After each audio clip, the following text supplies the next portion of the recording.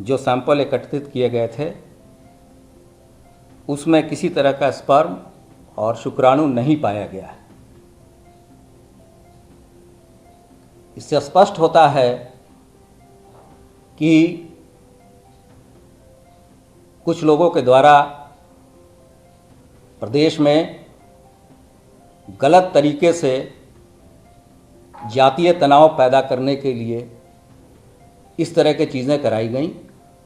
तो जिन्हें आप सुन रहे थे वो थे ADG law and order Prashant Kumar, और उन्होंने पोस्टमार्टम रिपोर्ट के बाद क्या कुछ कहा। वो तमाम संभावनाओं को नकार रहे हैं कि पीड़िता के साथ गैंग रेप हुआ होगा, लेकिन पीड़िता ने अपने मरने से बस कुछ ही दिनों पहले अपने डेथ बेड पर क्या कुछ कहा, वो पूरी कहानी बयां की है, वो आपको जरूर सुन लेनी चाहिए।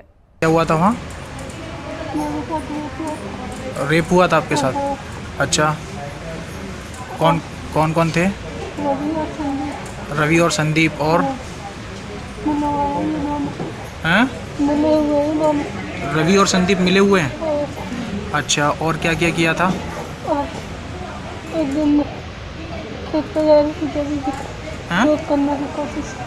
किसने?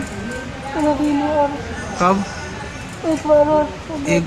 एक बार और रेप करने की कोशिश की थी पहले? अच्छा, इससे पहले रेप करने की कोशिश की थी? लेकिन क्या हुआ? भाग आए थे। कुछ हुआ कि नहीं? अच्छा अच्छा, तो रवि कह रहा था कुछ हुआ कि नहीं? हाँ, अच्छा, ये दोनों मिले हुए हैं। तो उस समय तो बच गए आप, फिर उस दिन जिस दिन आपकी चोट लगी है उस दिन रेप हुआ है? अच्छा, दोनों ने किया था, कोई और भी था? वो दोनों थे और बाकी सब भाग गए थे। अच्छा, बाकी सब भाग गए थे। मम्मी को देख के। अच्छा, मम्मी को देख के भाग गए थे। तो आप उस समय होश में थे? थोड़ा सा होश था। थोड़ा सा होश था।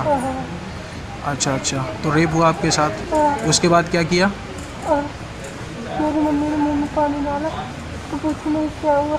नहीं, तो उसके बाद और कुछ किया उन्होंने? क्या?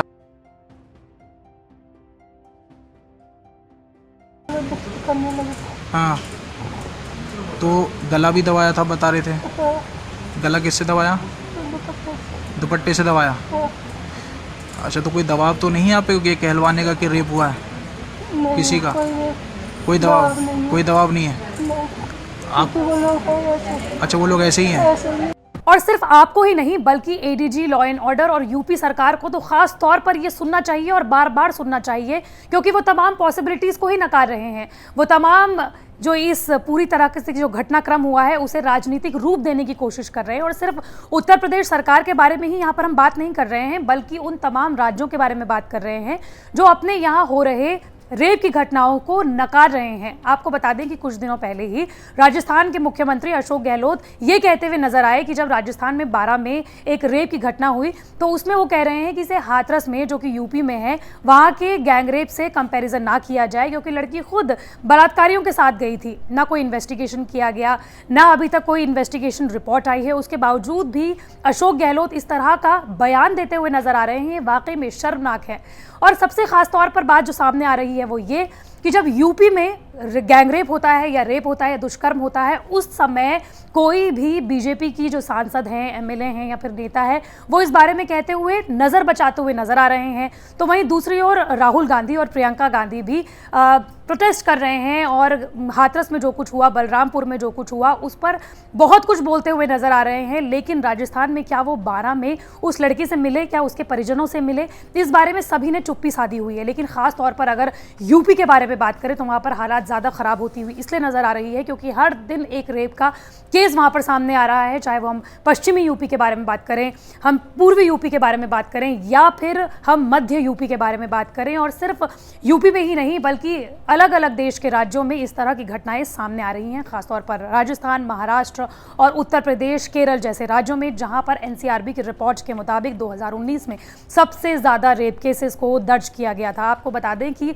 योगी सरकार ने एनसीआरबी की रिपोर्ट्स को भी पेश किया और राजस्थान सरकार पर यह आरोप लगाया कि आपके यहाँ ज़्यादा रेप केसेस होते हैं। ये किस तरीके की आरोप प्रत्यारोप है? ये वाकई में योगी सरकार हो, चाहे वो राजस्थान की सरकारों ने सोचने की ज़रूरत है। और आज हम आपसे भी ये पूछना चाहेंगे कि किस तरीके से जो ये रेप की घटनाएं सामने आ रही हैं और बार बार हमें 16 दिसंबर 2012 की याद दिला रहे हैं, निर्भया कांड की याद दिला रहे हैं कि हम निर्भया कांड को तो हम याद करना चाहते हैं और हमारे लिए वो प्रेरणा थी कि किस तरीके से जितने भी दोषी थे उन्हें सज़ा दी गई और वो फांसी के फंदे तक पहुंच गए। लेकिन इन जो रेप पीड़िता हैं इनको इंसाफ कब मिलेगा? क्योंकि 14 सितंबर को जब हाथरस में गैंगरेप की वारदात हुई उसके 15 दिन बाद जो लड़की थी, जो रेप पीड़िता थी, वो हमारे बीच में नहीं रही। उस बेटी ने इस पूरी दुनिया को अलविदा कह दिया।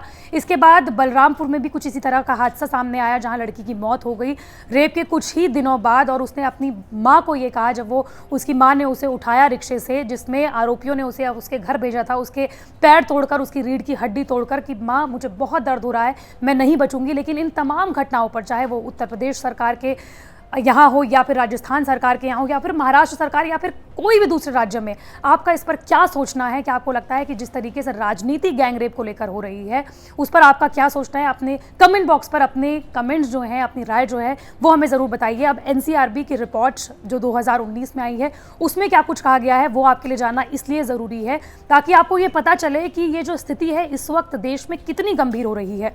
आपको बता दें कि नेशनल क्राइम रिकॉर्ड ब्यूरो यानी कि NCRB की रिपोर्ट में ये सामने आया है कि 2019 में कुल 32,033 मामले दर्ज किए गए, जिसमें 11% जो रेप के जो मामले थे वो दलितों पर हुए थे।